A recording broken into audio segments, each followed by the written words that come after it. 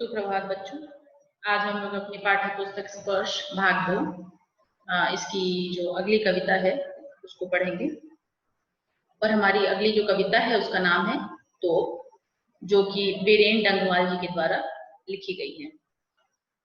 कविता में आगे बढ़ने से पहले मैं कवि के बारे में थोड़ी चीजें आपको बताना चाहूंगी। वीरेन डंगवाल जी, इनका जन्म 5 अगस्त 1947 को उत्तराखंड के टिहरी गढ़वाल जिले के प्रीतिनगर में हुआ। इनकी प्रारंभिक शिक्षा नैनीताल में और उच्च शिक्षा इलाहाबाद में हुई। पेशे से प्राध्यापक डंगवाल पत्रकारिता से भी जुड़े हुए थे। इन्होंने अपनी कविताओं का आधार ऐसी चीजों और जीव जंतुओं को बनाया है जिन्हें मनुष्य व्यक्ति देखकर भी अनदेखा कर देते हैं। इनकी कविताओं की प्रमुख विशेषता समाज के साधारण जन तथा हाशिए पर रह रहे लोगों के जीवन के दृश्य हैं। इसी दुनिया में और दुष्चक्र में सृष्टा इनके कविता संग्रह है। इसी दुनिया में संग्रह के लिए इन्हें प्रतिष्ठित श्रीकांत वर्मा पुरस्कार और दुष्चक्र में सृष्टा के लिए साहित्यिक अकादमिक पुरस्कार के अतिरिक्त अन्य कई पुरस्कारों से सम्मानित किया गया है। इन्होंने अन्य भाषाओं में लिखी गई महत्वपूर्ण कवियों की कविताओं का भी हिंदी अनुवाद किया है। और 28 सितंबर 2015 में एक लंबी बीमारी के चलते इनका निधन हो गया। अब पाठ में आगे बढ़ने से पहले इस पाठ में प्रवेश करते हैं। तो प्रस्तुत जो कविता है इसमें एक तोप का वर्णन किया गया है जो 1857 ईस्वी के प्रथम स्वतंत्रता संग्राम में प्रयोग में लाई गई थी। उस तोप को उसमें इस्तेमाल किया गया था। यह तोप अंग्रेजों द्वारा किए गए अत्याचार की प्रतीक है। इस तोप को अब कंपनी बाग में एक विरासत की भांति संभाल कर रखा गया है। यह तोप आने जाने वालों को यह बताती है कि उसने बड़े बड़े वीरों की धज्जियां उड़ा दी। आज उस तोप की स्थिति यह है कि या तो उस पर छोटे बच्चे सवार होकर खेल खेलते हैं या चिड़िया बैठी हुई आपस में गपशप करती है। मतलब उसका अभी कोई इस्तेमाल नहीं है, कोई यूज नहीं। कई बार ऐसा होता है कि कुछ गौरैया भी उस तोप में घुस जाती है। तो इससे यह पता चलता है, इससे यह प्रमाणित होता है कि तोप चाहे कितनी भी बड़ी क्यों ना हो, एक न एक दिन उसे शांत होना ही पड़ता है। इसी प्रकार अत्याचार करने वाली प्रबल शक्तियों को भी एक दिन पराजय का मुंह देखना ही पड़ता है। तो अब हम लोग पाठ की तरफ आगे बढ़ेंगे। जैसा कि आप स्लाइड में देख सकते हैं, प्रतीक और धरोहर दो किस्म की हुआ करती हैं। एक वे जिन्हें देखकर या जिनके बारे में जानकर हमें अपने देश और समाज की प्राचीन उपलब्धियों का भान होता है, और दूसरी वे जो हमें बताती है कि हमारे पूर्वजों से कब और क्या चूक हुई थी, क्या गलती हुई थी, जिसके परिणाम स्वरूप देश की कई पीढ़ियों को दारुण दुख और दमन झेलना पड़ा। तो जैसा कि आप स्लाइड में देख सकते हैं कि देश और समाज की प्राचीन विरासत, यहाँ पे बहुत सारी चीजें हैं जो हमारी विरासत के तौर पे इसको मानी जा सकती हैं। बहुत सारी चीजें हैं जो संसार में फेमस हैं।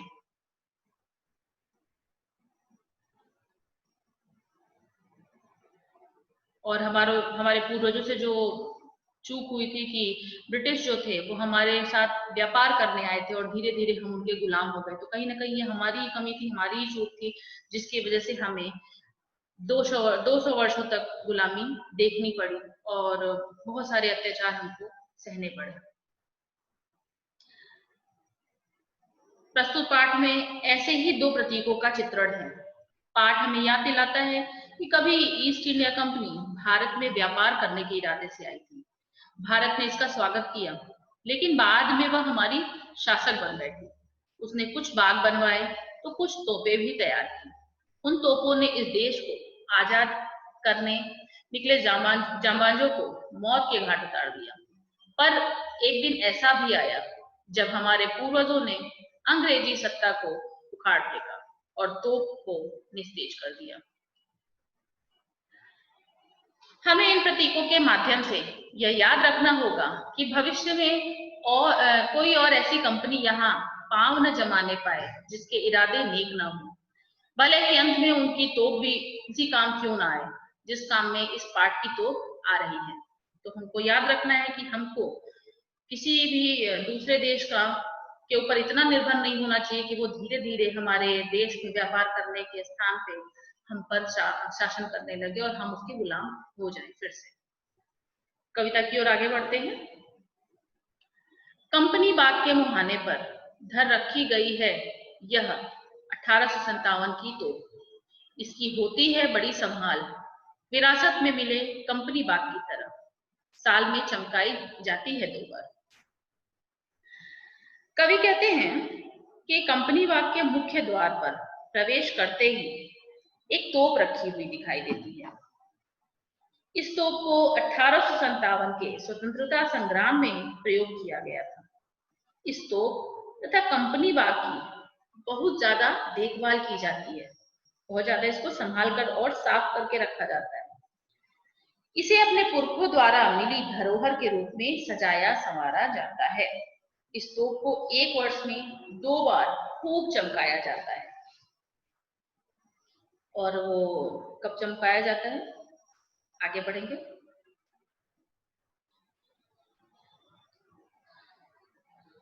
सुबह शाम कंपनी बाग में आते हैं बहुत से सैलानी।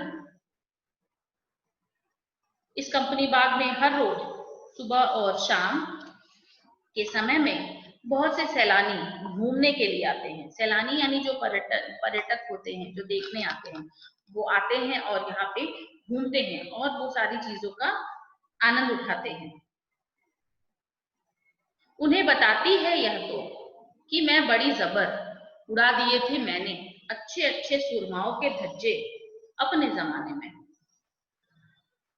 तब यह तोप उन सभी को यह बताती है कि 1857 के स्वतंत्रता संग्राम में मैंने जबरदस्त कार्य किया, मैंने बहुत बहुत बेहतरीन कार्य किया और मैंने बहुत बेहतरीन प्रदर्शन किया। और अच्छे अच्छे शूरवीरों जो कि इस देश को आजाद कराने के लिए उन्होंने अपना सब कुछ त्याग कर दिया, उन शूरवीरों के कैसे मैंने चिथड़े चिथड़े उड़ा दिए, कैसे मैंने उनको निस्तो नाबूद कर दिया, पूरी तरह से खत्म कर दिया। इस प्रकार यह तो अपनी गौरव गाथा बाग में आने जाने वाले सभी लोगों को बताती है। जितने भी सैलानी वहां आते हैं, जितने भी पर्यटक वहां आते हैं, उस स्थान पे आके और वो सारी चीजें देखते हैं, तो उनको ये तोप बहुत गर्व से ये बताती है कि मैं किसी जमाने में बहुत बड़ा तोप हुआ करता था। और तोप होना क्या होता है? तोप होना यानी कि मैं इतना इतना मेरे में घमंड था और इतनी मेरे में शक्ति थी कि मेरे सामने कोई टिक नहीं पाता था। ये एक मुहावरा भी कह सकते हैं कि तोप होना। तोप होने का मतलब ये होता है कि ऐसी शक्ति जिसका सामना कोई न कर सके। आगे बढ़ते हैं। अब तो बहरहाल छोटे लड़कों की घुड़सवारी से अगर यह फारिग हो तो उसके ऊपर बैठकर चिड़िया ही अक्सर करती हैं गपशप। कभी कभी शैतानी मेवे इसके भीतर भी घुस जाती हैं, खासकर गौरे। गौरैया चिड़िया एक छोटी सी ब्राउन कलर की भूरे रंग की एक चिड़िया होती है। अब उसकी जाति उतनी दिखती नहीं है, अब वो विलुप्त हो चुकी है वो लगभग।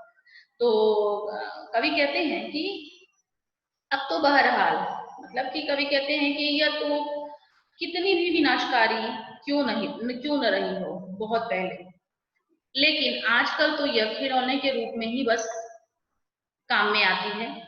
अब बच्चे इस तोप पर बैठकर घुड़सवारी का आनंद लेते हैं। इसको घोड़ा बना के उस पे बैठ के जब जो सैलानी आते हैं या जो पर्यटक आते हैं, उनके बच्चे इस तोप पे चढ़ के पे बैठ के घुड़सवारी का काम करते हैं। और जब कभी इस पर बच्चे सवारी नहीं करते और अगर वह खाली होती है तो उस समय चिड़िया इस पर बैठकर आपस में बातें करती हैं। आपस में वो दो चिड़ियाएं जितनी भी हैं वो सारी गपशप करती हैं, एक दूसरे से बातें करती हैं। कई बार तो ऐसा भी होता है कि कुछ पक्षी शरारत करते हुए इस तोप के भीतर भी घुस जाती हैं। खेल खेल में वो इस तोप के अंदर भी चली जाती हैं, क्योंकि अब इस तोप में कुछ रहा नहीं। ये कभी किसी जमाने में तोप हुआ करता था, लेकिन आज इस तोप की कोई वैल्यू नहीं है। आज ये तोप बस देखने के लिए और समझने के लिए कि ये किसी जमाने में बहुत बड़ा तोप था, बस इसके लिए ही है। इसके पास अभी कोई ऐसी शक्ति नहीं बची।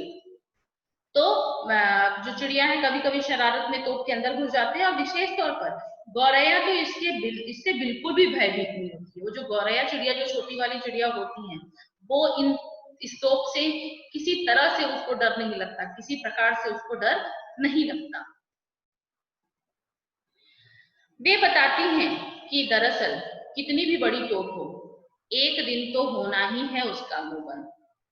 और वो चिड़िया जो है वो ऐसा करके ये बताना चाहती हैं कि चाहे कोई कितना बड़ा भी तोप हो, कितनी बड़ी भी उसकी शक्ति हो, एक न एक दिन उसका मुंह तो बंद हो ही जाता है। एक न एक दिन उसका बुढ़ापा तो आ ही जाता है। एक न एक दिन उसकी जो शक्ति है वो धीरे धीरे उसका नाश तो हो ही जाता है। तो कवि इस बात को स्पष्ट करना चाहते हैं कि किसी भी समस्या का समाधान, किसी भी प्रॉब्लम का जो सॉल्यूशन है, उसका उसका जो सॉल्यूशन है वो इस विनाशकारी तोप के पास तो बिल्कुल नहीं है। अर्थात हमारे पास जो भी हमारी समस्याएं हैं उसको हम बहुत बड़ा तोप बन के उसको हम सॉल्व नहीं कर सकते, क्योंकि कहीं ना कहीं जो हमारी जो शक्ति है, बहुत ज्यादा जो दिखाने वाली शक्ति है, वो कहीं ना कहीं खत्म होती है। तो हमको क्या करना चाहिए, अपनी समस्या का जो समाधान है उसको तोप बन के नहीं, उसको बहुत आराम से और धीरे से उसको सॉल्व करने की कोशिश करनी चाहिए, क्योंकि सबका दिन आता है और सबका दिन जाता है। तो इसी के साथ हमारी जो ये कविता है वो यहीं पर समाप्त होती है। धन्यवाद।